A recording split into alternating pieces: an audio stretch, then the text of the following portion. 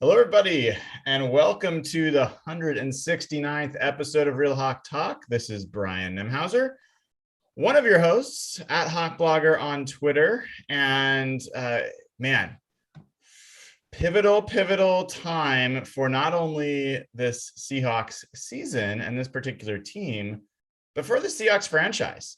A lot riding on what's going to happen in really the next week. The Seahawks play a game against the 49ers in San Francisco on Sunday and then turn right around and play the Los Angeles Rams at home on Thursday night. So this is going to be rapid fire. We got tons to go through. We've got an A-plus crew to take you through it. And we're going to start by bringing in Dayna O'Gorman at Dayna OG on Twitter. Dayna, you have put up with a lot of agonizing bullshit in our chat all week. How are you holding up? Not well. I'm trying really hard not to be pissed at all of you, to be honest. I'm not going to lie. You look visibly frustrated at us right now. It is for between me and the listeners listening to me right now. These assholes are exhausting sometimes. I mean, it really is. It's sometimes or days, all the time. Evan, where it's like, look, Evan's a human today. I don't know quite what happened, but no, I really, honestly, they vocalize their frustrations regularly, and I get it. And it's a great place to vent, right? Like, so then you're not carrying it over to other crap. And I get all of that. But yeah, it's been a week. It's been a week. But we're gonna go through that a little bit more to the extent you're comfortable with. But you know, as folks, I hope appreciate, and part of the reason they tune into this show, and if you haven't already, please click subscribe, click the thumbs up, so you get notified when we have more shows. Patreon.com/HawkBlogger to talk Seahawks in the Slack channel all the time, whenever you want. And even there is a Mariners talk channel, and very good thing there is. I would say the Mariners haven't competed for a playoff spot in over 20 years until there was a Real Hawk Talk Mariners talk channel created. So coincidence? No, we don't know. Anyway, point being, we want to have diverse opinions on this show, and not everybody feels the same way about what's important and what's going well, not what's going badly. If everyone's in agreement, that's not so interesting. So it's important, and we won't always agree, and you probably will hear that more tonight, is my guess. But Dayna, thank you as always for being yourself, and we're looking forward to hearing your thoughts. The other person you heard coming in there at Evan Hill HB. Evan, how are you? I'm doing well. I'm actually feeling kind of optimistic right now, so I'm excited to dive into this. Dana's like, no, I'm being like dead serious too. Like I think there's like actually no, we'll save it. I'm not going to go on the tangent. Okay, we'll come back to it. Last but certainly not least, Nathan Ernst at Nathan E11. He and I, as usual, were on various different sides of conversations this week. How are you holding up, Nathan? I think you're probably, like, at this point, nonplussed at anything that goes on in that chat. Yeah, the chat. Well, no, you still bother me. Same. I'm glad that we've held on to that. But yes, I'm used to it. I'm battle hardened, so I'm doing okay. You didn't seem okay when that Sherman news came out this morning. Let's start there. Yeah. So for folks, I think, unless you've been under I don't know what you'd be under to not hear this, the Seattle Seahawks did not bring back Richard Sherman, and he signed officially with the Tampa Bay Bucks for a little bit over $2 million to play corner for that team. He was recruited by Tom Brady and then signed by the team. There are conflicting reports about whether the Seahawks, I'm going to probably say Mariners a few times tonight because they're definitely on my mind, but whether the Seahawks actually reached out. And let's bring that in. So Evan, do you want to talk about the news that you thought triggered Nathan? And then Nathan, please tell us what your thoughts were when you heard it. Yeah, so I think Sherman announced himself via the pod that he was joining the Bucks, and he mentioned a couple of other teams that were interested, Seattle being one of them. And I think he used the word early interest or something around that type of phrase. And there was an additional report that came out this morning that when the Seahawks heard that Sherman was being recruited by the Bucks, they called him like last second at the airport and like tried to convince him not to get on the airplane. So that made Nathan feel really good. Nathan, what was your reaction to that news? It was a slow burn, and I don't know what it is. Is it Dove or Dove Kleiman? I don't know. Dove. All right, I was wrong. I don't know what it is about this tweet, but even just reading it again now, I'm so mad about it. He just said so. Duger tweeted out like the dude holding the boombox picture, whatever, and Doe said basically this: they told him all along they are good at cornerback. Then when he's about to go to his first visit, they tried to stop him from going on the plane. And like, I think it's just a combination of the idea that they at least pretended to anyone that they were going to be good at cornerback. And then the fact that like, because clearly they knew, and I don't know if it was just a PR thing to be like, well, we tried, or if they seriously just got caught with their pants down. But it just, I mean, yeah, this was just such an obvious thing. It was such a clear way to always compete and try to make the team better, and they absolutely flubbed it. I've had people yelling at me, Sherman's slow, he's not going to fix it, he's not the answer. No, he's not going to fix the defense, but like he would probably be the best or second best cornerback on this team, and he was available for free, and they have been getting destroyed, and for everyone free, knew they were no draft picks, right, freely available. They could sign him for money. Yes. And they didn't, and it's just baffling. Yeah, Dayna, you and I have been on the sign Sherm train for forever on this show, even during the off season. And I mean, the Seahawks, even back in 2013 when they were stacked, brought in Antoine Winfield into camp as a veteran, and there was questions about how much he had left. And guess what? He didn't make the roster, and they let him go. So this whole time, like, there's no sensible argument I can make from a football standpoint about why the team wouldn't have brought Sherm in, knowing that he had interest in coming back. It was in the news. He's been very forthright about that, both to San Francisco and to Seattle, and the Seahawks never did. Why do you think that is? And how do you feel about that? Well, I was real pissed on Sunday, and I had so many people be like, Dayna, are you okay? Are you okay, Dayna? And I'm like, yeah, I'm fine, because I was pissed on Sunday. Because when Sherman posted that picture of like the soccer snacks, and he's like, oh, this will be the last Sunday I'll get to do this, I was like, he's going to Tampa Bay. Like, you just knew, right? Because they had basically already announced it without actually announcing it. The thing that bothered me today, it bothered me as much as it did Nathan, was the fact that if Seattle really did want him, and they really, thought, oh, we need to get him, why didn't they call him on Sunday? Well, I mean, it was game day, I get it, but why not Monday? Why wait until he actually leaves town?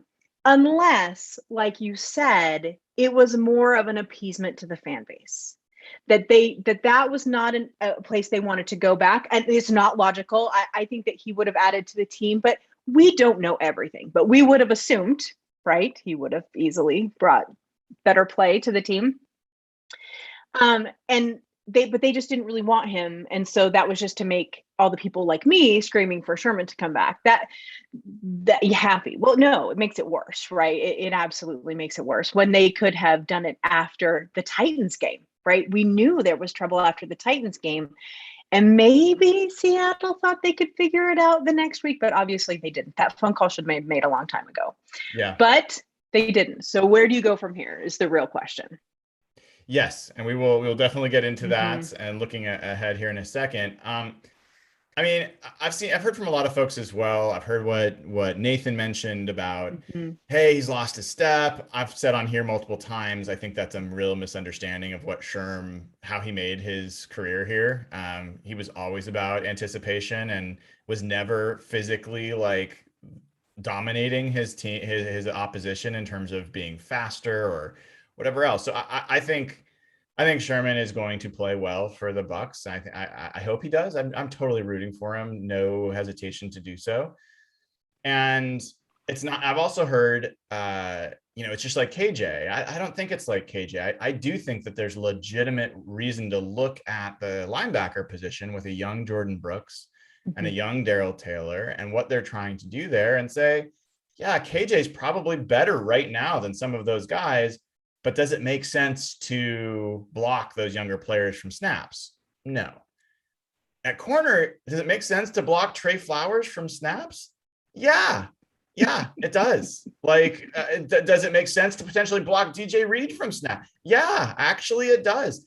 So there was never a good, like, we're not grooming Trey Flowers to be something. Like, he is a stopgap, and he has not stopped anything from going through the gap, which is a mile long. So I don't see any comparison between the KJ Wright situation and the Richard Sherman, other than they're both capable former Seahawks, who we'd love to cheer for. But and KJ signed before week 1, right?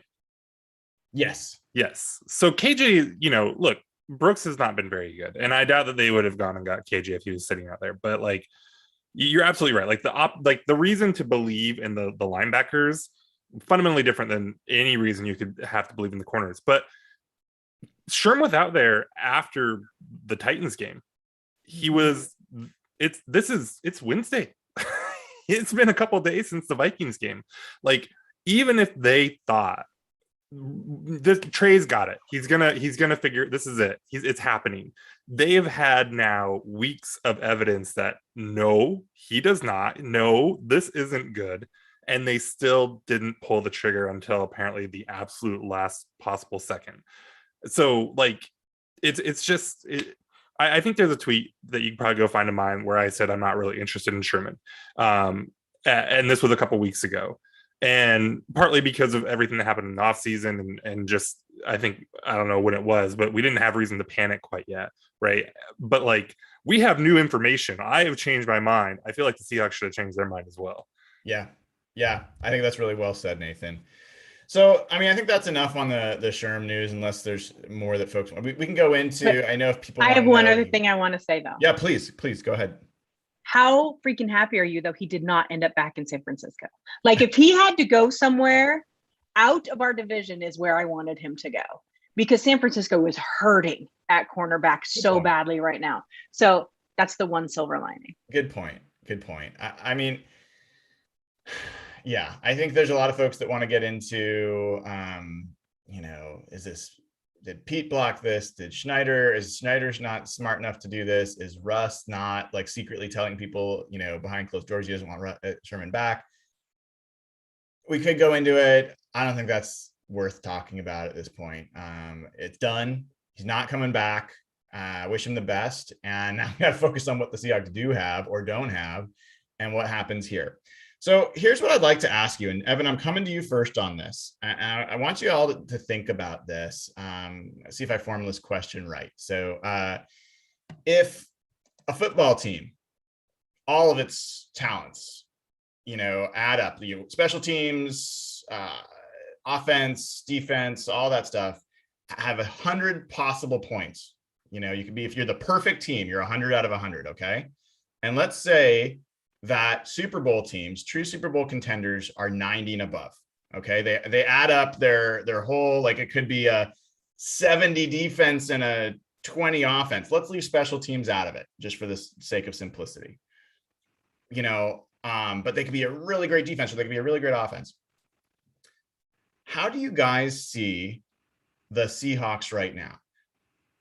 What did you, out of 100 points, how much do you think the offense, how many points would you allocate to the offense? What would be the total score out of 100 you'd give this offense and defense? And how would you allocate those points? Does that make sense? Are you guys following me so far? Yeah. Okay. So I think I'll take first stab at it then. So for just simplicity's sake, like you said, we're leaving special teams out of it, but obviously Jason Myers would add a ton of points. So to the other team's chances by missing kicks, but we go fuck yourself. Sorry. So the way I'm thinking about it, at least in my mind, and maybe you guys are interpreting it differently, is 50 points offense max, 50 points defense max. Yes. I'd probably give the offense like 40 and I'd give the defense maybe 10.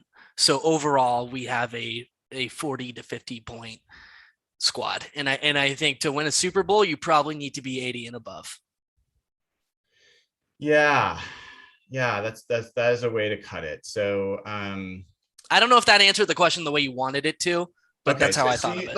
I think we can work with that. So you're saying the offense is 40 out of 50 possible, 50 being a perfect offense. Sure. And the defense is what did you say? I gave them 10. 10 out of 50. Okay. Nathan, where are you on this? Actually, using the same kind of scoring mechanism. I want to know where Dayna is because Dayna looks so mad right now. Oh, no, you're not. No, okay. I'm not mad at all. No. Maybe it was just the sound of Evan's voice set you on edge a little I mean, bit. that's fair. She wouldn't be alone. She wouldn't be alone. That's okay. fair. Okay.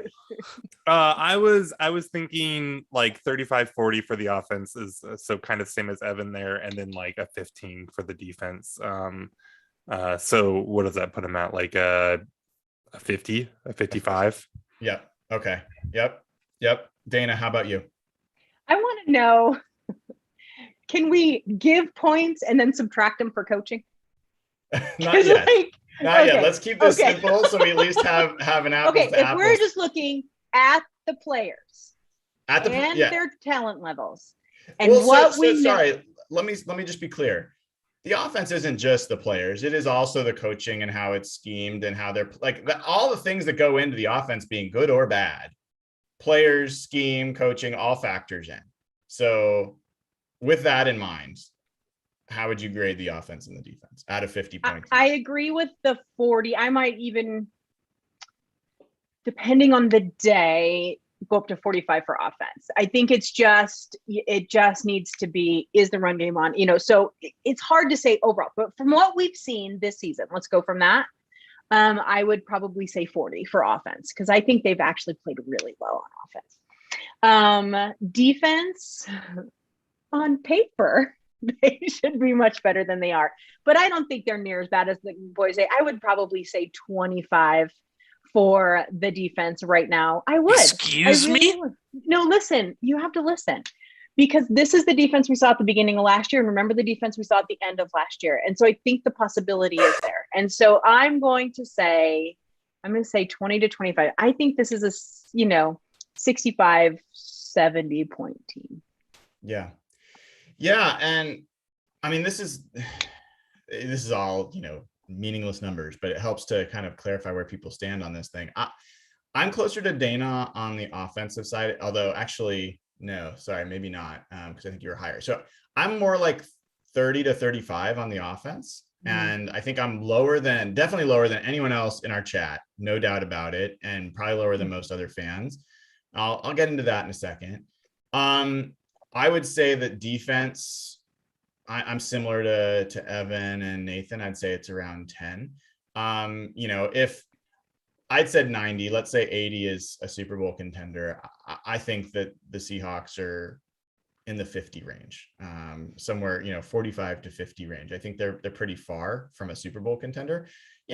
Maybe 60 is a playoff contender, maybe 65. So like, it's not that they're, completely out, but I think they're pretty far off. So let's go into that a little bit. Like, I think we're all in agreement about the defense being a problem. So let's take a few minutes and talk about it. Is it hopeless? Are there things that you guys see that can actually change, that can make this defense credible? Let's start with you, Dayna. The things that you're looking at that you feel like, correct this, take this step, improve here, and the defense is going to take a step forward. Obviously, the easiest answer to that is you have to fix your cornerback situation. I think that is probably the most glaring point. And as Evan ranted about at his post-game thing, we have been pounding the table for the cornerback position since the offseason. He's absolutely right about that. And that's the only time I'm telling him he's right today. But so I think somebody clip that moment right there. It won't happen again. So I think that's the obvious, most glaring need. And I know a lot of people are looking to Sidney Jones to see whether or not he can kind of step up that play a little bit. people have been complaining a lot online about Jamal Adams. I actually don't mind the way they use Jamal Adams. I just don't think they've had the opportunity to use him the way they want because of the game script being so off and timing being so off and those issues there. I don't think the line is terrible, but pass rush has got to step up a little bit too. And I think if we got that pass rush to bump up a little bit, got new cornerback play, and then for Jamal Adams to be a little more Jamal Adams-y, I think that they would move up in a lot of people's minds. Are they going to be a top 5 defense? No, that's not this team, but they could definitely be better. Yeah. And so, Nathan, I mean, one of the things that I still believe realistically can happen with this defense is that defensive line, I think, is capable of a better pass rush than we've seen the last 2 games. They were really, really strong the first game and have not been nearly as strong the last 2. And part of the reason I'm optimistic there is I think guys like Alton Robinson were getting 10 snaps in the first game and 15 or 20 in the second game. And he got 42 snaps in this last game and was, if not the highest grade, I think he was the highest graded Seahawk by PFF on defense, but he was up there. And so he and Darrell Taylor, I think, have upside. And I think Darrell Taylor had another strong pass rushing performance in this game. It wasn't necessarily dominant, but by PFF standards, it was over 90. It was an elite grade. So that's his second out of 3 games to have an elite grade pass rush. That's pretty encouraging, even despite all the other miseries. So, and Carlos Dunlap has done nothing. Do I think that Carlos Dunlap is so washed he's going to be like a 0 the rest of the year? No, I don't. I think he is going to be productive. So I think that there's some potential for that pass rush to improve. And I have much more confidence that could help the cornerbacks than anything else could help the cornerbacks.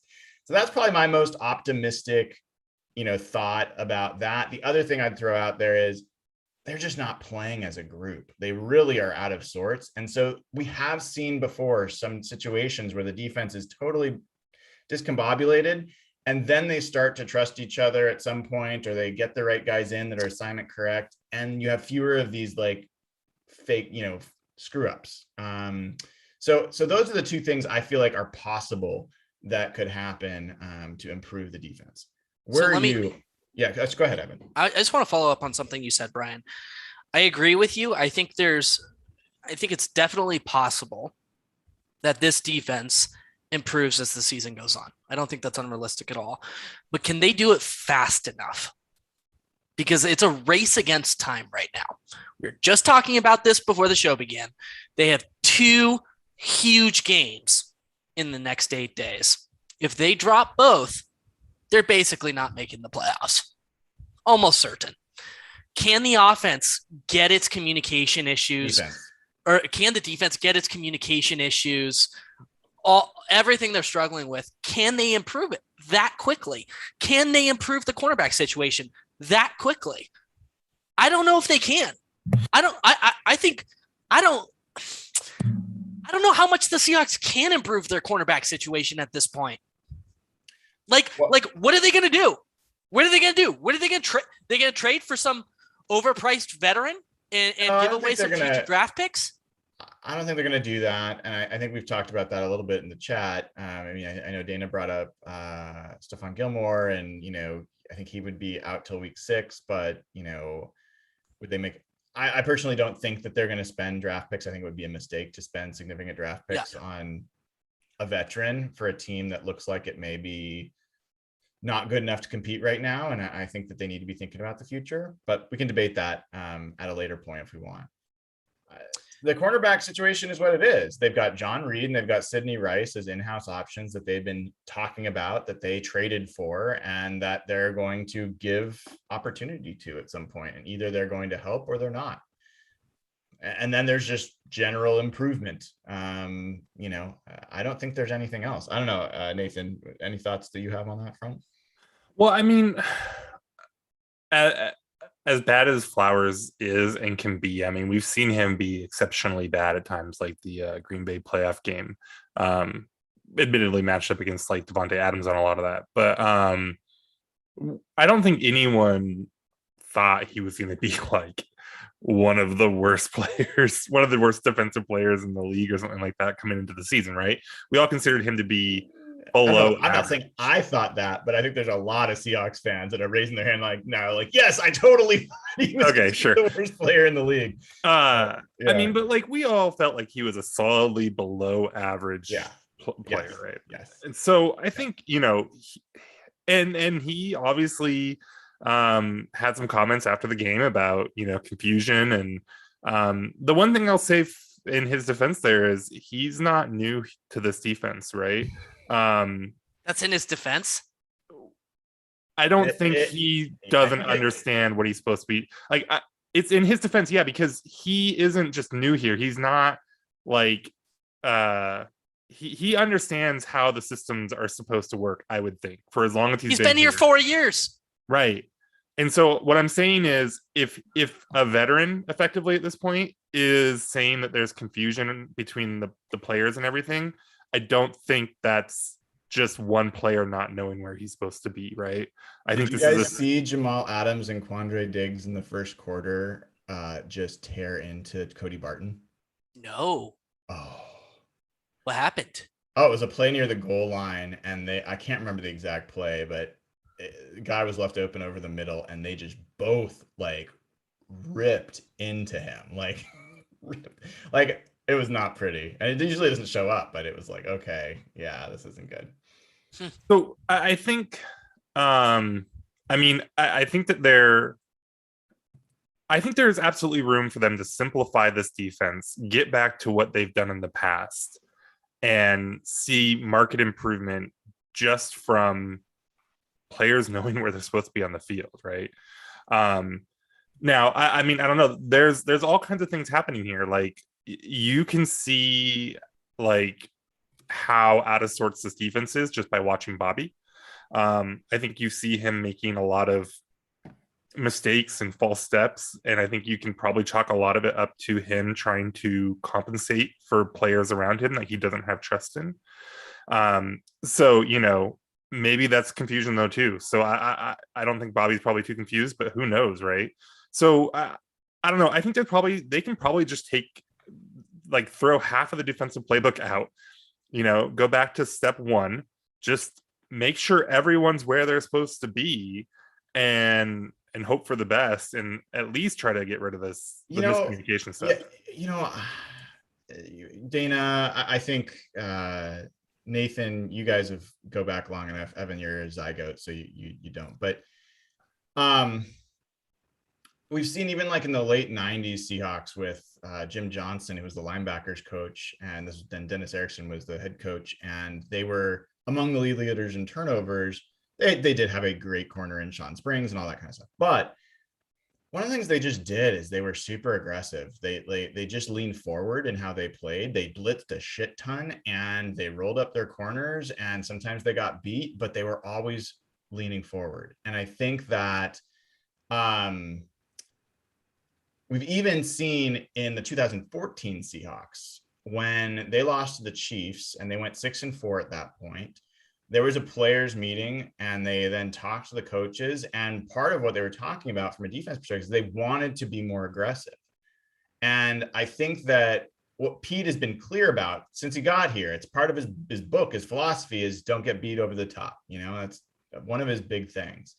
And he even said it again this week that, yeah, we were playing a little bit conservatively. We didn't want to let them get behind us. They've got great receivers. But then they just get beat for 8 yards, you know, time and time again. And so I guess what I'm getting at is personally, and I think from the players' perspective, I think a chance for them to get better and at least be the best that they can be, whatever that's going to look like, is to roll up those freaking corners, press, blitz, be more of a risk-taking defense. I don't know if there's any realistic chance they're going to do that, because that's not who Pete is. But I would rather them to get beat leaning forward and beating teams up than just rolling back and giving teams 16 play drives for 15 minutes and giving the offense like 2 possessions. Like, what are your thoughts on that, Dayna? You know, I think that we've seen that out of the defenses, the Pete Carroll defenses in the past, but it's not for a whole season. Like you see it in certain games, you see it in certain situations where they will just push and push and push. And that usually is, we see it for maybe a quarter or something. And I think you're absolutely right. The thing of it is, and we're seeing it in the NFL. I mean, that's how the Browns are playing football right now. Hello, Myles Garrett. I mean, that's what you usually just running at everybody, right? And so I think what needs to happen is they need to assess where their true issues are and trust their veterans, right? So if you've got shitty corners, you push them forward, do what they need to do, keep them at the line, push off, like Sherman, you should just pop everyone at the line, and it worked. Use that theory again, and then trust Dunlap, because I do think that he will snap out of whatever funk he's in. So except for don't ever let him throw baseball again. I don't know if you guys saw that. That was crazy. It was terrible first pitch. But I think that, trust them, trust Jamal, trust that safety groups, trust your linebackers to deal with whatever is left more toward the middle.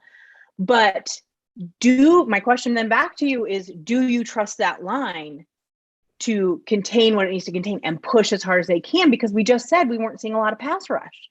And so is that by design? Is that by fault of player? Like, it makes you wonder, Well, yeah, I mean, I do want to hear from Nathan and Evan. You guys managed to not answer the question about how the defense can improve. Nathan, Evan, you quickly turned to whether they can do it fast enough. But I do want to hear, like, what are the things you think are possible to make the defense better? I just want to throw out in a quick response to Dayna's question. My interpretation of part of the reason that the pass rush disappeared in the Titans game is I think that Pete and Ken Norton put together a plan to focus on stopping Derrick Henry. They did not want the line to get too far upfield and potentially have him break a big run. So I think they were very focused. They had that package, that base defense out there a lot, which is not as much pass rush focus. So I think that was partially impacted by the coaching and how they chose to go about that game, for what it's worth. But Nathan and Evan, what are your thoughts about, like, you're given opportunity to go in there and say, hey, Ken Norton, do this, and the Seahawks defense will improve. What would you say? Nathan, let's start with you. Yeah, I think it's simplify. I think the way that this defense like leans forward and plays fast is different than, like, obviously like a Jim Johnson defense would be, like you said. Seattle's not going to come up and just send a ton of guys. They're not built for that, right? If you ask Trey to cover when you're blitzing like that, I mean, I think we've seen what that looks like, and it's not good, right? So I would say simplify, let these guys do the things that they've been doing for years in most of these cases. Play a more simple cover 3, let Trey come up and press, do that kind of stuff. Try to just like run it like you did with the LOB, and you don't have that talent and it's not going to look nearly as good. But I think that, right now you're seeing guys just run into open space and have yards of separation, and then watching defenders point at each other afterwards. And at least let these guys just have confidence in where they're supposed to be. I don't think that they know where they're supposed to be. I don't think they know where other people are supposed to be. So just like play it really, really simple, really straightforward. And, hopefully you can get these guys at least to have the confidence in communication and be assignment correct. And then from there, the talent is what the talent is. Evan, what's your recipe for improving the Seahawks defense? Yeah, this is going to sound obvious, but I think it's important to say. I think our veteran leadership outside of Bobby Wagner needs to step up to the plate. Jamal Adams needs to start playing like the best safety in the NFL. Carlos Dunlap needs to start playing like he's still a credible pass rusher in this league. And we talk about, all these like defensive kumbaya sessions that have happened in previous years. I think if there's going to be a change, it's going to be mostly player driven, most likely. I don't have a ton of confidence, frankly, in this defensive coaching staff. And I think if there's going to be a change or an improvement, Bobby Wagner, Jamal Adams, and Carlos Dunlap are going to have to bring this locker room together. So I know that's Andre Diggs in that group as well. Sure. I think, yeah, I mean, it's a component of the game that we sometimes forget about, is that momentum is real. locker room emotions are real. Veteran leadership is real. Like, the shit matters. This shit has an impact. So Evan, there are people that are feeling physically ill in anybody who's played sports in their freaking life can tell you momentum exists. Listen. I know it's a hard thing. I'm going to work with you on this. I'm working with my puppy on things. I'm going to get you treats, and I'm going to figure out how to treat you on these things. So there are people physically ill in the chat because they're agreeing with you. They're not used to that. So you've got support. You've got support. I just want to make sure you heard. Those are my people. Yes. No, I think that's really well said, Evan. I honestly, jokes aside, and Jamal Adams. I mean, part of the way defense or any part of your team plays well is when your best players play well. And Jamal Adams has been absent. Like, he just hasn't, whether it's because of what they've asked of him or not, he has not been a difference maker yet this year. He just hasn't been. And he's being paid like a difference maker. He acts like a difference maker. You know, he's been recognized in the league as a difference maker, and he's not making a difference right now. So I think he's one of the first places you got to start. I think Bobby, at least you could say, I mean, Nathan, you're talking about Bobby making some false steps. Generally, I feel like Bobby's played pretty darn well, at least closer to his level than most of the other people on the defense. So yeah, I do think figuring out how to make Jamal Adams an actual weapon on defense, that's a big deal. A little nerve-wracking thinking that the players have to figure out how to make that happen versus the coaches. I mean, when you watch Ken Norton press conferences, are you inspired with confidence and leadership ability? Do you believe that he's going to rally the veterans together in the locker room? Answer this, Dayna. Do you think Ken Norton would be a defensive coordinator for any other team in the NFL? No. In fact, he was fired from the last one that he had. Here's the thing I don't get, and maybe you guys can explain this to me. The players, if you bring up Ken Norton, freaking love him. They just love him. They love what he brings to the table. They talk about him. He's so fantastic. But if he's not bringing you what you need to be successful, then why do they still love him so damn much? I don't understand it. I mean, sure, he could be a great guy. That doesn't make him a great coach. They're two totally different things. Do you know what the biggest mistake in Seahawks history is? Poaching him from the Niners, almost hiring him like 3 or 4 years ago. Do you guys remember that? The Niners brought him in and offered him a contract or something. And Seattle, there's a story behind it, but Seattle poached him. Yeah, I don't know. But let's be fair to Ken Norton Jr. I mean, Evan, you're asking is he going to go into the locker room and rally the team? I think yes. I think now, what does that mean in terms of how anyone plays? Well, the thing about the locker room confidence and momentum is it's not real. I don't know how much that actually matters on the field, but that's what Ken Norton does. I mean, he is a morale guy. He is a confidence booster.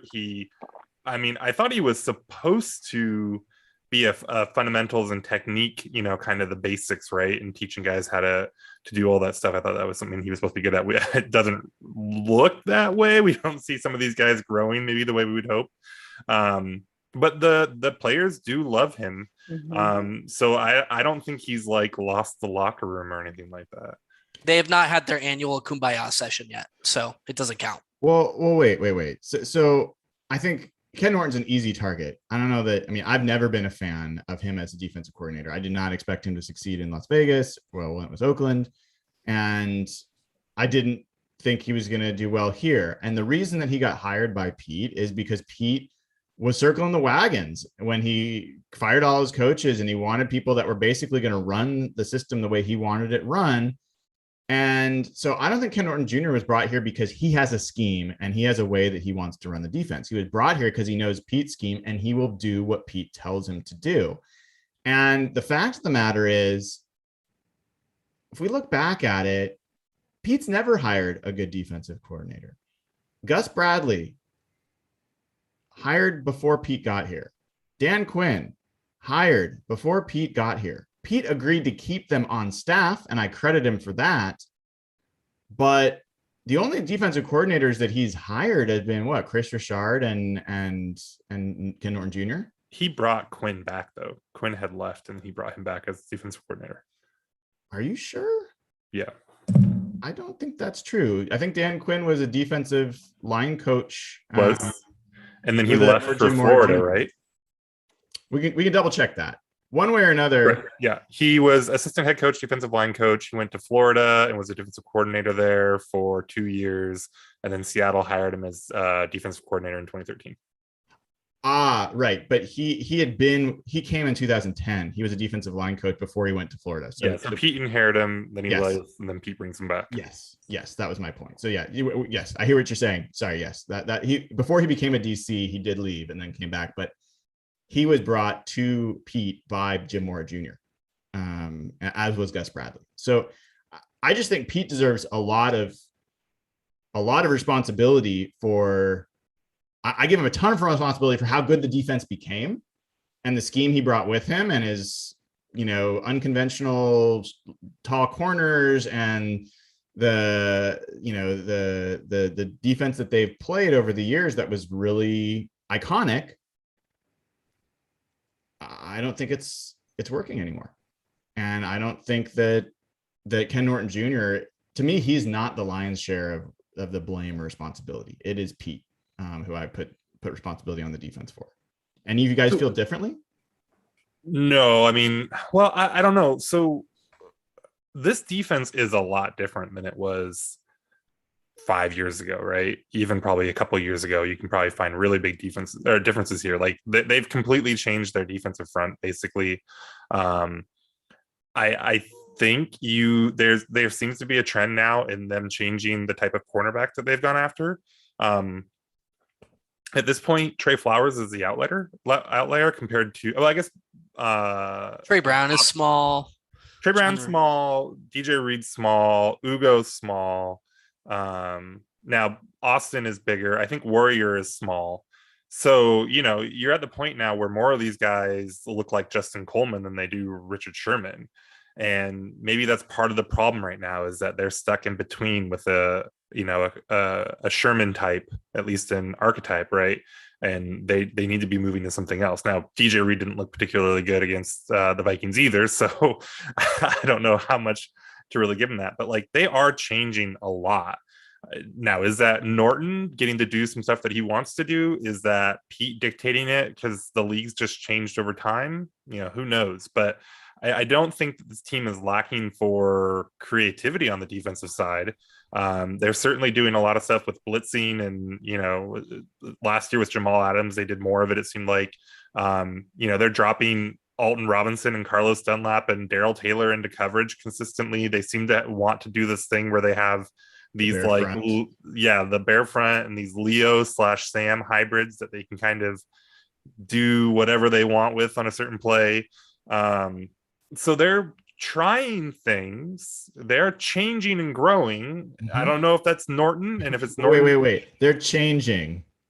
Are they growing? I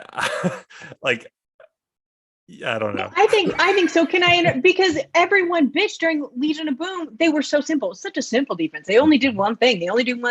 And so maybe they took some of that to heart because it wasn't working after the Super Bowl years. And so then they are changing up. So is that growth? Probably. It's just not very good growth. They're just not getting it. You know what I mean? They're not playing it well. But you're damned if you do, if you're damned if you don't. You keep it super simple, people bitch about that. You get more complicated and it doesn't go well, people bitch about that. What they just need to realize is that everyone bitches all the time. Well, that's the perfect Dayna. That's the clip right there. But just the point there on adaptation. Darwin would tell you, right? We all know adapting doesn't mean survival. You need to adapt to have a chance to survive, but there's tons of adaptations that failed and mutations that failed and died off because they were bad. And I don't know that anything that they've adapted to that you can say is this has been clearly working. And it is hard to decipher how much of it is talent and how much of it is scheme. The scheme certainly is not hiding the talent deficiencies. It's not. It's just not. It used to be that you could bring in anybody at cornerback and the Seahawks would look great. That's not happening anymore. And I think that there was a point where we talked about this in chat, but I'll bring it up here, where we talked about how the John and Pete used to revel. They loved to talk about how they were unconventional. Like the first thing Pete really talked about when Russell was given the starting position as a rookie, even though they signed Matt Flynn on the Brock and Salk show, I remember it clearly, was he was like, we're unconventional. You know, we don't do what everybody else wants us to do. They loved drafting the tall corners when everyone else was short. They loved running a defense that nobody else was running. They loved everything they were doing that was different. The undrafted free agents, like, always compete. We're going to make a bunch of roster moves.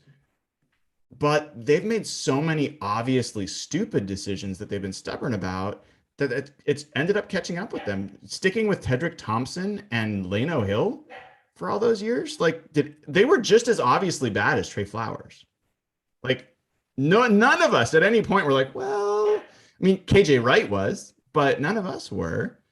So I don't know. Like, I could go on, but I tend to rant about these things. I just think that there's been a series of pretty catastrophic mistakes by Pete and John combined that have crippled the defense. And I think they put together what seems like a potentially talented defense this year, and it's falling on its face. And to Evan's point, they've got days to figure it out.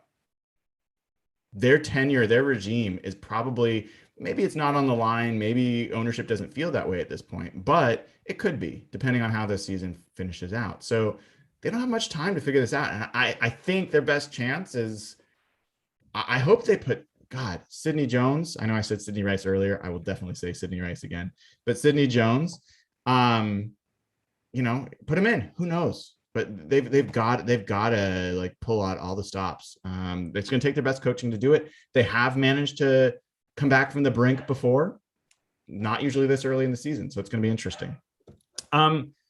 We've been talking about the defense for a while, deservedly so. We can happily talk more about it. I know we're getting later in the show. Can we pause to take some Patreon questions? Is that, you guys good with that for a few minutes? Yeah. We always say that for the end. Then we'll come back. I want to talk about the offense a little bit, and then we'll talk about this game coming up against the 49ers. Sound good? All right. Who has got the Patreon questions for us tonight? Evan, do you want to try to redeem yourself after last week, or? Honestly, no. Okay. While Nathan's pulling that up, just a reminder, patreon.com/hawkbloggers, how you get signed up. We've got hundreds of folks in the community now. You get immediate access to the Slack channel. We've given away some great tickets to Seahawks games. There'll probably be more giveaways, and it goes for a good cause. So give the show a like, subscribe. We're over 7,000 subscribers. We're growing the show, and we're going to be in this together one way or another, however this goes, working our way through it, as long as Dayna puts up with us. So with that, go ahead. All right, I'm going to start with Brandon O'Leary's question, because it gives me a chance to toot my own horn a little bit. He says, the NFL is often a week-by-week roller coaster.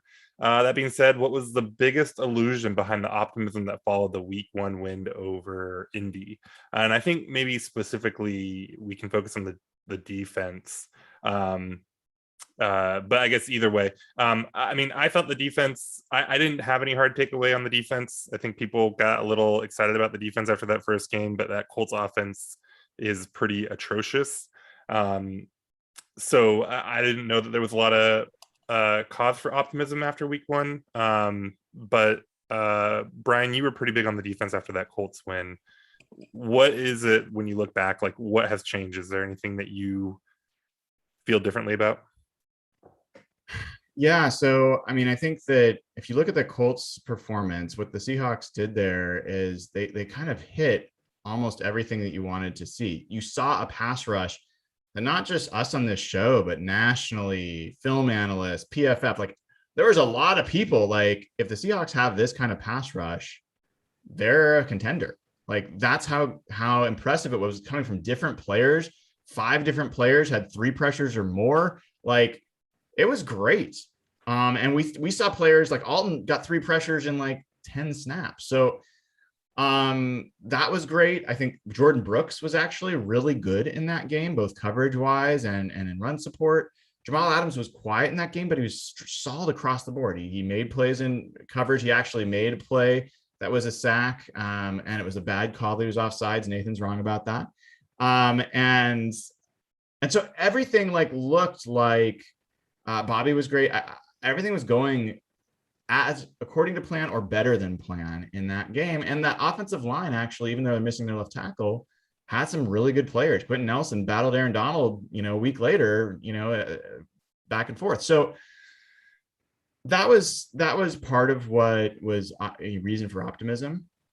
And I think the pass rush really falling off the face, that they played so badly against a Titans team. And I get some of it was coaching, but some of it was the players. And they didn't do it again against a Minnesota line that has some really significant issues on the center and left guard and left tackle, and just did not impact the game enough. And then Jordan Brooks has fallen off the face. Marquise Blair was a guy that we all thought could be a real impact player. The team talked up as an impact player, and I think we believed he could be an impact player.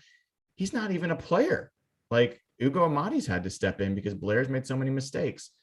And then Jamal Adams has been absent. So, I mean, like, those are all things that have happened in the last 2 weeks that I don't know that I personally had no expectation that the Titans game was going to go that poorly for them. I thought, yeah. So those are the things that have changed. I could go on, but that's the new information we have. And that's what we're trying to cope with right now. All right, Dayna, I've got one for you from Troy Fagan. It's a two-parter, and one part I think you'll like, and the other part I don't know. So how confident are you that Pete, and we talked about this a little bit, but that Pete and Ken Norton Jr. will figure out how to use Jamal Adams appropriately to get him back to like that Jets all-pro level? And do you still think that the price tag, what they traded for him, what they paid for him, is worth the upgrade over, say, a Ryan Neal? You guys are going to be pissed at my answer, but the answer to the second part is yes. Sorry. I still think that he can be an impact player. Bitch at me, only one. I don't care. I want to say this. I want to answer the question. Then I want to say one thing about the Colts. So I do have faith. Let me look at it this way. I have a friend who we used to do a pick'em show together. And she always says, until they prove me wrong, I'm going to continue to pick the Patriots when Tom Brady was there to win the Super Bowl. And I feel that way about Pete Carroll and this defensing staff. Until they prove me wrong, they've managed to wiggle out of these holes in the past, right? They've all managed to do it. They did it last year. We've seen it do them a couple of years ago. They start out in a hole. They manage to wiggle out. Are they winning Super Bowls? No, but they get the team back to a functioning, mid-level, because it's not ever been great, right? Okay, I get that. So yes, I still have faith that they can do that with the whole defense. Jamal Adams he's an odd duck of a player. And so they were using him and blitzing him, and he was always, trying to get to the pass rush or get to the quarterback last year, and people bitched. I'm going to have a theme today, people, and people bitched, right? And so then they're using him more, in coverage, and they're like, oh, we don't like that. Use him like he's special. So they bitched. So I think that they're trying to find where he can help. But the problem is they can't really focus on him until they get some of these other problems fixed. Do you know what I mean? They have to focus on the squeaky wheel and let Jamal just kind of do his job to what he can do right now. So the answer is yes and yes on that. I want to remind everyone about the Colts and their not so great offense. They only lost to the Rams by a field goal. And so I think the difference when you talk about that is scheme in that first game. They knew if you screwed up with Carson Wentz's head, he doesn't play well. And they've backed off of that from that first game to the other few games. They were so worried about coverage. They weren't worried about getting to the quarterback. So I think that that's the difference in that one. Sorry. That's a great point. Yeah, great point. Evan, Derek Woods wants to know, which defensive position group needs to improve the most in week 4 for the Hawks to win? Corner. If you can pick one to improve, is it corner that you improve, or do you improve pass rush? I think it's corner. Okay. All right. Brad Millay, I don't know if it's Millay or Millet, but I'm going with Millay. He says, let's have a happy question. Let's all go around the table and say one thing that gives us the most optimism for this team. And I'm going to rush out and give the obvious, easy answer. It's Russell Wilson. Clearly, he is the biggest reason for optimism on this team. Okay, this Brian, is a horrible question. Who asked this question? I love this question. Did I say Brandon? It's Brad. I don't know. Sorry, Brad, if I messed up Sure, your it name. wasn't Dana. Does Dana have a? To me, No, this I don't have person- her. This You don't person have does her. have some amazing hair that is not dissimilar to Dana. It's not So fair. I can't. But I want to confirm or say, deny. Brad, my friend, I asked them to do this exact same thing in chat today because that's how pissed I was. I got And one. so I said they were going to do Okay, it. but Dana, you tell us that every week. And you never do it. All right, well, we're Never. doing it now. We're doing it now. Okay, Oh. Brian, you have to say something nice. Oh, something that makes me most optimistic. Well, yeah, yep. Honestly, the most optimistic thing I would say is that we have seen them here before. We've seen their backs against the wall multiple times in multiple years, as recently as last year. And they have been able to circle the wagons and figure something out and look like a different team. And yes, it matters who you're playing for sure. But they seem to have, at times done it against really good competition as well. So that plus the fact that, like, we'll talk about it for this week, but Pete's actually had Kyle Shanahan's number for the most part. As much as we talk about Sean McVay having Pete's number, the same's been true for Pete and Kyle Shanahan and the 49ers in general. So yeah, I think that would be the hope, is that the team knows what's going on. They know what's at stake. We're going to get their best focused effort. And if they can win these next 2 games, it's a different conversation. The season's back open for them and they can start dreaming again. This is the optimism section, so I'm not going to mention that Pete also had Mike Zimmer's number. So we'll just move on from that. Evan? Yeah, I'm just super grateful. I've been thinking about this all If week. you say Frank. Jason Myers, I swear to God, he's cost us. Be honest. Give Somebody a mute him. genuine Somebody answer, mute you him right asshole. now. I know where he's going. How do I do it? I'm just so Zoom grateful mute that Evan. 41 out of 42 times No. Good Lord. Jason Myers Good has been Lord. successful over the past year and a half. So Give I just want you to know. No, I want you to think about this for a second. We have not discussed the failings of Jason Myers in over a year and a half. So go fuck yourselves. He's an amazing kicker, extreme value, extreme talent. on Evan, this the football Seahawks team. would be He has 3-0 with a been- different kicker. He has been We would. bailing out 3-0 Pete Carroll with a for a different year kicker. and a half. They a would be year and a 3-0 with a different kicker. I'm just learning to be There's optimistic. never been a and grateful. kicker that has cost the Seahawks as much as Jason Myers has in 3 games this season. And we might look back and say Jason Myers was the fall of this empire. It was Pete Carroll's That's fault how for bad not going he for is. 2. If you're gonna complain about the extra points.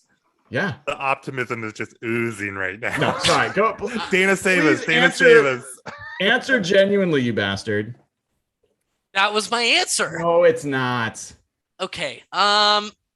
He's not capable, Brian. He's just not. Yes, he is. I'm DK gonna hold him to Metcalf it. is looking good again. Like maybe he's returning back to form. Okay. That would be a good thing. We will accept that for an answer. All right, Dana. All right, so it's optimism about this coming up week. Is that what it was? I got lost in Evan's rant. Just the team. The team. The team in general. Sure. I think it has to be. I think it has to be whether people are happy about it, and I know that Brian is not real happy with it right now, but I think it has to be the flashes we've seen from this offense, with it being so new. And that first game, I said it after the game, it was so smooth. It was so pretty. And granted, it was the Colts, and I'll give them that. But again, 3 points to the Rams, people. That's what I'm saying. And so, I think that that's what kind of gives me hope. It's like, even if the defense only gets a little bit better, I think this offense is just going to get better and better and better. They just have to get their asses on the field and actually be there to make it happen. All right. Let's take one more. If there's one. One more. Okay. All right. Well, there's some good ones in here, but I'm gonna go with If you think there's a couple more, we can take maybe 2 more. Well, okay, so real quick. So Robin Solari asks if we have any inside sourced up information about significant changes at that are afoot, coaching staff, personnel, play personnel, anything like that. I don't know if anyone has any sourced information they want to drop, or if anyone just want to cause their shot on a change they think Seattle will make over the next couple weeks. That's maybe a little bit more significant than, like, say, Sidney Jones starts this weekend. I still think they're going to sign Gino. Okay. I don't share any sourced information. That's not sourced. That's a gut feeling. I think that they're still going to sign Geno Atkins. I think they're just trying to figure out how, what, when, where, and why. I think but I still think that, and if it's not Geno, I still think they add a veteran at some point. They did just officially sign Kandishe, right? They did. And Philip Dorsett. He was on the. Yeah. Oh, Philip Dorsett. Yeah. Actually, there is a rumor of a pending extension. Jason Myers is entering the second to last year of his deal. Just mute his ass. 2022 is the last year of the deal. All right. Okay. So I think the answer is, I think they're pretty much gonna stay stand pat. Maybe Atkins would be in addition. Okay. DJ Burnett. So the next 4 games: at San Francisco, home against LA, at Pittsburgh, and home against New Orleans. Each of you, what do you think their record will be, and what do you think their record needs to be? And needs in this sense, we'll say, to be able to make the playoffs. Reverse order, Dayna. What is it going to be? What does it need to be? You're muted. You're on mute, Dayna. What number of games again? I'm sorry. The next 4. So at San Francisco, home against LA, at Pittsburgh, home against New Orleans. I think they're going to win 3 of the 4. And that should Pittsburgh be more looks than like. enough to make. Yeah. What? Yeah. That'll be more than enough to set them on a path to make. Oh, for sure. Pittsburgh looks like absolute dog crap. We're gonna have to talk about that when that game comes up. But that's rough out there right now. And I think New Orleans is still a little hit or miss. I think they're playing well, but they're not playing well enough. And I think by then this team is going to kind of have its wheels greased a little bit at that point. So they're not beating the Rams in any way, shape, or form. But I do think they can beat San Francisco. Evan? You're muted as well. You're muted. What's going on with the mute? My God, I'm a millennial. Evan and Dayna are actually the same person. People don't know this, and they would never they would deny it till their grave. But they're the same person. Okay. I think they need to win 3 to stay in the playoff hunt, and I think they're going to win 2. I don't think they're going to beat the Rams. Not a chance in hell. But I could see them dropping one other game. I'm fairly optimistic about this Sunday, though. So we'll get to that. I think they lose 3 or 4. It would not shock me if they lost 4 or 4. I think that. Wow. I think. Brian's being dramatic. I'm not. I'm not. What game do you feel most confident in out of the next 4? See, what the audience here doesn't know is that Brian is a Big Ben stan and still has full faith in Ben Roethlisberger. So I think winning at Pittsburgh is much harder than people on this pod might admit. Have you seen this team? Yeah. So have you seen our team? Yeah, we played real teams. Honestly, come on. This is not a good team right now. This is a 500 at best team the way they're playing right now. There's no such thing. What do you think they need to do here to keep their playoff hopes alive? I think the games that really matter are the 3 NFC games. They got to win the 3 NFC games. If they drop the game at Pittsburgh, that would be crazy for whatever reason, like as you guys are talking about. But so far, they've lost 1 NFC game. So I think that from a playoffs perspective, you got to do well there. And there's 2 division games in there. So the most important are the next 2 games. I think anything other than winning both of those games, I think is going to be setting the season up for being at best middling. So I think they have to get to 3-2 in the next 7-8 days for them to have a chance at a meaningful season. Wow. Yeah, I mean, I think that I kind of think they need to win 3. The back half is easy enough, though, that they can definitely make up ground there. And I do think they win 2 or 3 even. I don't think for them to get 3 out of this is crazy. Yeah. All right. If you look at their schedule right now, I think honestly, at most 5 of their games, the rest of the way they'll be favored. That's where this is. I mean, I think anything else is very homerish. Like, it's not homerish, it just changes game to game. So do you still think they'll only be favored for 5 games if they manage to beat San Francisco and Pittsburgh? And I mean, then the favors change.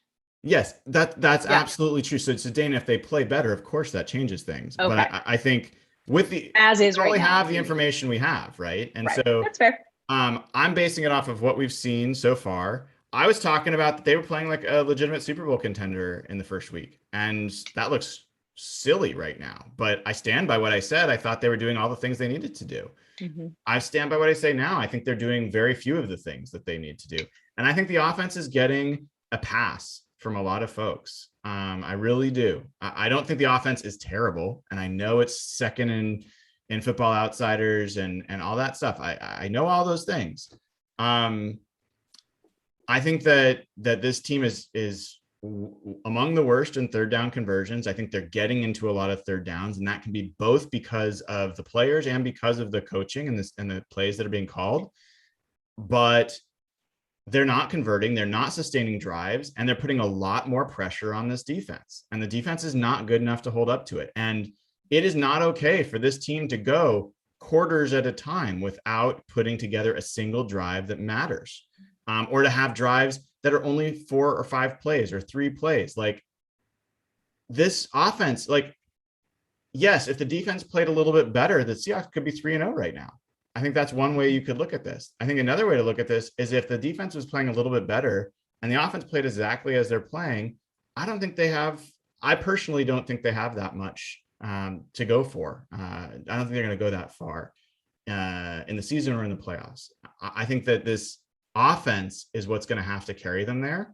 I think this offense has to be a 45 out of 50 to really be a contender. I don't think they're anywhere close to being that. I really don't. So it's probably a rabbit hole to get into that, but I think that people take it as, especially in our chat, I push on Russell, and I don't push on Russell because Russell's bad, or I think Russell sucks, or I don't like Russell. Russell's the number 1 rated quarterback in the entire NFL right now from passer rating perspective. He's thrown no interceptions. The offense has 1 turnover the whole year. Like, there's a lot of things. They've scored at least 17 points in the first half of every game. Like, there's a lot of things that are really good there. But I look at the way this team's constructed, and Russell has to be at or near an MVP caliber player for them to be a Super Bowl contender. And MVP caliber players do not let their defense hang out on the dry, for multiple games against inferior defenses. Minnesota and Tennessee are not good defenses, and they haven't played a good defense yet this year. So I just think that we need more from the best player on the team, the best quarterback in the history of the franchise, and we need more from the offense, which includes Waldron figuring out ways to improve it. But like, they cannot put this much on the defense and hope to be good. But they're not. I mean, they scored 30 points against Tennessee. How is that hanging their defense out to dry? You really want to get back to the Tennessee game? And I'm just saying, like, you say they can't the go quarters defense, at like, you say they can't probably go another hour conversation. I mean, you really don't think that they left the defense made multiple stops. Offense had to do very little to seal that game. They made multiple stops. Didn't they give up like 22 points in the second half? Yeah.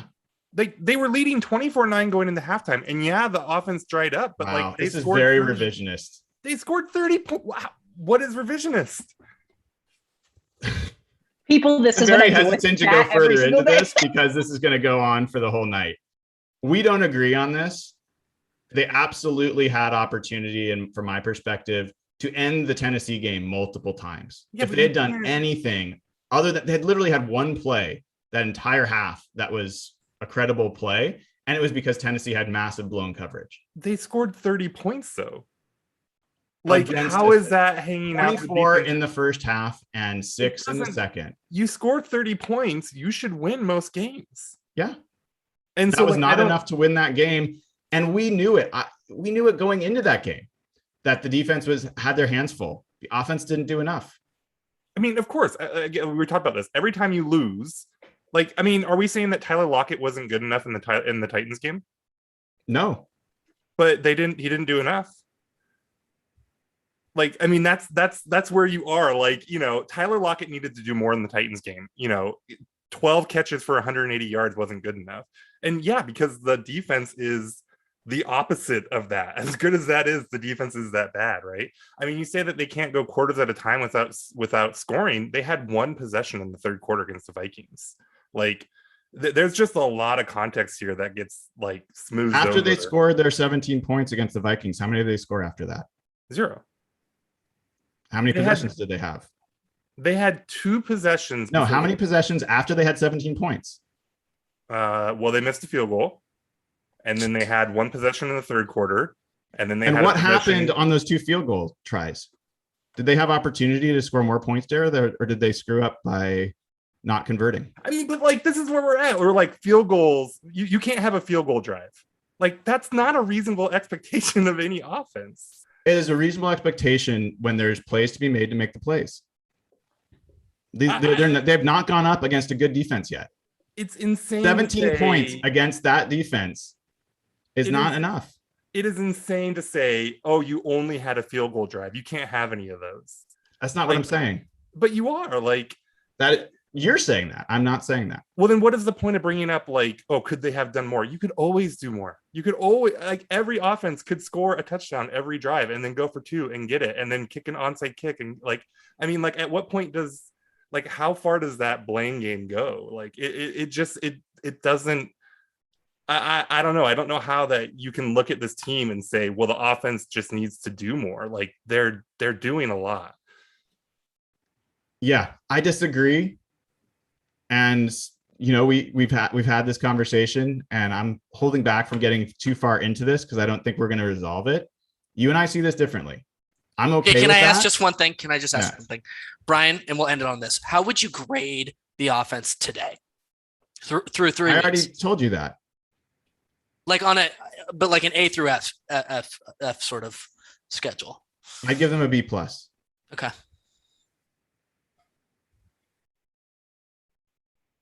That's all I wanted. I was just curious. Yeah. I think, let me say this. Brian is very passionate about wanting the offense to do more. We've been talking about it for the whole week. Okay. And so I understand where you're coming from. I agree with Nathan on this. And I said that before. I think that's kind of the wrong focus to have. But at the same time, I think the whole point of all of this is that the team in general needs to be better in general. It needs to be a more well-rounded, team. The offense needs to do its part. The defense needs to do its part. And when one of the 2 parts isn't working, the other one needs to step up a little to keep it even. And I think that's just kind of a logical approach. So it makes sense that you would be frustrated, Brian.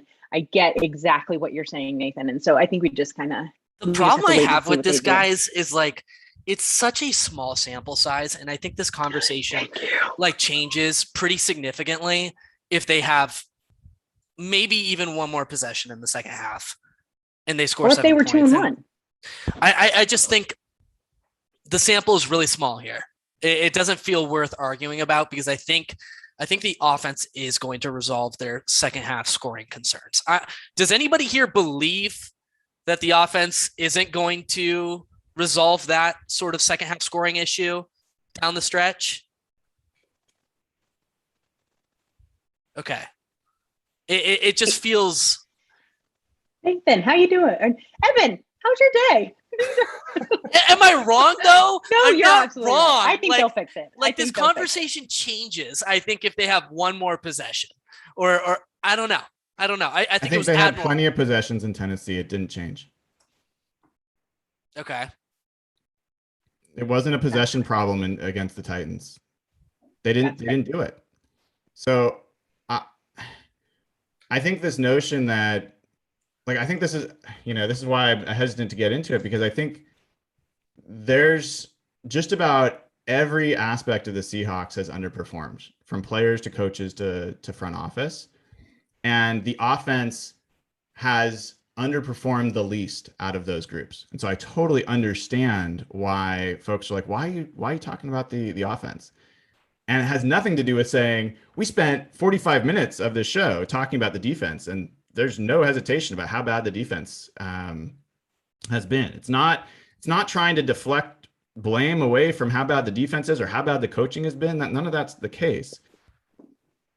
But when I look around the league and I look at teams that are Super Bowl contenders, like year after year, and they have quarterbacks that are the best player on their team, and they're the ones that are expected to lead, what I see are teams that their offense picks up their defense on a regular basis, and their offense continues to score, and their offense is irrepressible. Like you look at them and you're like, how do you stop this offense?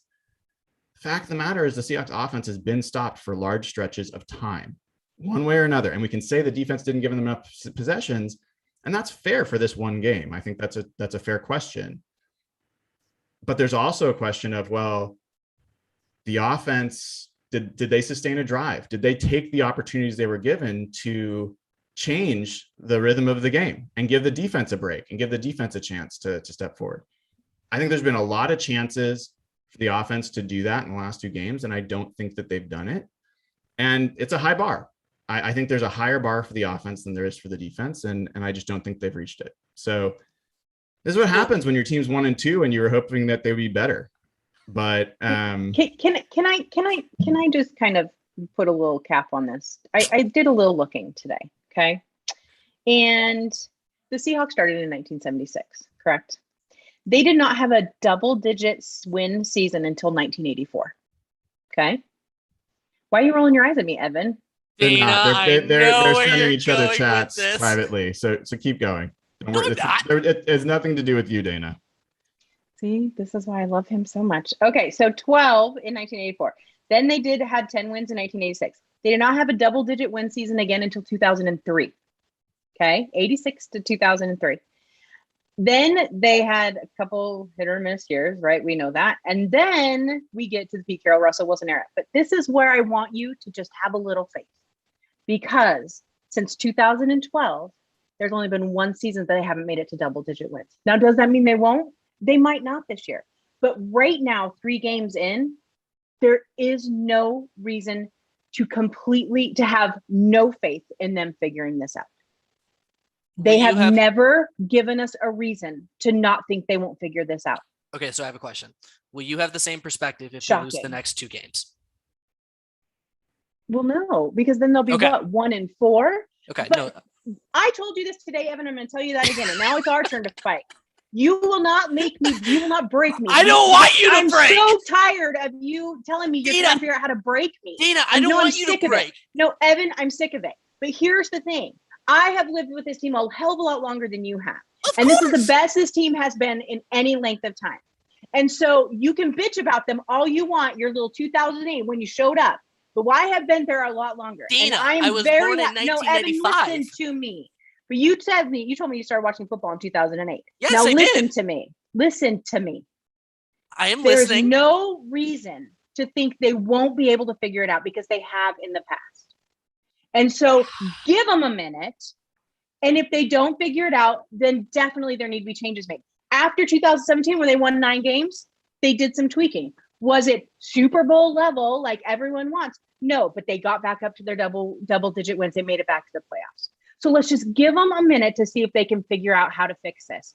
If they lose the next 2, then no, they're probably not going to get to double digits. But can we maybe let them play the game first?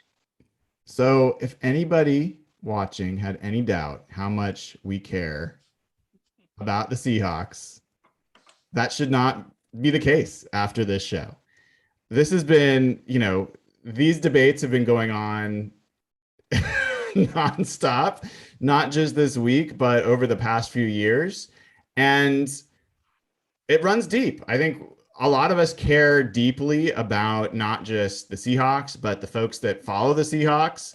And I think we care about the narratives that are told about different folks related to the Seahawks. And whether people are giving an opportunity for fans to actually have hope and faith and dream and feel like responsibility to give people reasons to feel that way and not shit on their hope and faith. And there's other people that feel like, my God, will you just speak the truth? Call out the problems. Say that there's problems and don't try to spin everything and tell me what's real, because I'm frustrated and I want to see that you're frustrated.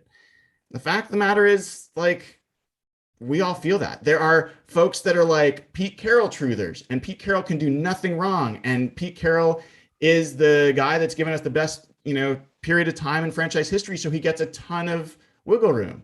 There's other people that are, Pete Carroll is washed and is done. And why are we still talking about him? And he should be gone. There's Russell Wilson truthers. There's Russell Wilson's apologists. It's part of what's gone on in this fan base. And it's one of the more interesting things that I wouldn't have anticipated, Dayna, like in the 90s, in the 2000s, in the 80s even, all it was about was, could we get good enough to win a ring? Like, as a franchise, as a fan base, it was all about that. When they made it to the NFC Championship for the first time in 2005, it was a party for that day, for a week. It was like unreal watching how the community came together. Same in 2013 and 2014. And since then, I don't think it's just the team that was split and broken by what happened in 2014, but I think that the fan base has been really split, and there's deep wounds that I think people feel, and I think people deal with it in different ways, and people have taken different tribes within this tribe. And even though we battle in this group, I think we all care deeply about each other as well. And so that's what brings us back together each time. Is I think we know that we have the right thought in mind about how we treat people and what we want to happen for the Seahawks. We all want the Seahawks to win. We all want to be great, but it's frustrating. And I think that there's a lot on the line right now. I think people feel that. People feel that there's more on the line this season than there's been in a long time. It's not just about whether they can make the playoffs or contend. There's a lot of priors that are either going to be confirmed or denied or whatever you want to call it. So yeah, what I will commit to for us, myself included, is, we're going to keep being honest with you. We're going to be keeping authentic. There's been points where folks on this show have been like, hey, do you even want me to come on tonight? Because I feel really different than the rest of you.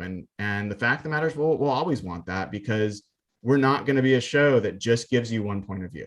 We're going to try to give you different perspectives, and sometimes it will get heated. The hope is that, we come out the end of it and we can have some nachos with toppings on them, not on the side, and have a drink and either celebrate or commiserate, and that's what we're going to continue to do here. So I know we're running real late. I do want us to get to 49ers predictions. If you guys are up for that, can we do that? Absolutely. Awesome. Nathan, it's been a while. And I want to give you first opportunity to talk, since didn't get to talk about the 49ers game much. If you can, talk about kind of what you're expecting in this game, what you're thinking, and then give your score prediction. I have no idea what to expect. I have some hopes. I hope that they, like I said, simplify this defense a little bit, or do whatever it is so that they at least know their assignments. I do think the second half stuff has been a fluke. And there's different reasons for each, for the offense, not scoring points in the second half of each of these games. So I think that I'm hopeful that those things pan out, but I have no idea. Maybe the offense craters, maybe the defense manages to get worse, maybe the defense gets good and the offense is bad, and we're all just completely mind blown in a week. Anything feels possible with this team. So did you give a score prediction in there? I did not. I think the Seahawks are going to win 31-28. Okay. Dayna or Evan, who wants to go next? Dayna, you want to take this? Yeah, sure, that's fine. First, I'm sorry I yelled at you, Evan. But anyway, the whole point is, I love you. You don't have to apologize for anything.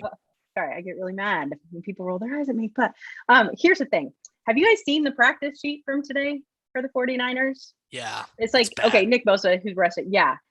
Javon Kinlaw out. George Kittle out. Now he'll probably play, but he has a bad calf. So that's something to keep on. Josh Norman and Quan Williams. I have a lot of 49ers fans on my timeline, and they're panicked about playing Russell Wilson, DK, and Tyler because of their cornerback situation. They're down to, I think, their third and fourth string cornerback at this spot. So that gives a lot of opportunity if they can stay on the field, much like Brian was saying before, right? So I think that gives them an opportunity to do this. I think if you look at then the quarterback situation in San Francisco, obviously Seattle has the edge there, correct? So I think that what we need to look at is who's going to outlast this. Now, if the defense doesn't get at least a little bit better, it might not be Seattle. But I do think right now that Seattle will probably win this game. I do think it'll be somewhat close. I love to say this. It's either going to be close or it's going to be a ridiculous blowout. There's not going to be a middle ground here with this one, right? But I think it'll probably be close. I think it's going to be Seattle 28, maybe San Francisco 21-24 in there somewhere. If Kyle Shanahan is listening to the pod, I just want to remind him that Jimmy G is the stable option at quarterback. He has a super high completion rate, very high, quarterback wins record through multiple seasons. So definitely start Jimmy G on Sunday. But I, along with the other two, also think Seattle will win this game, which I think would place the Niners below the Seahawks in the NFC West. Is that right? Because they'd be 2-2 with Seattle with the head-to-head record. So just for that content alone, with those standings, I'm rooting for a win, obviously, but I think Seattle wins this game. I think it's going to be a close one, but I could see like 27-23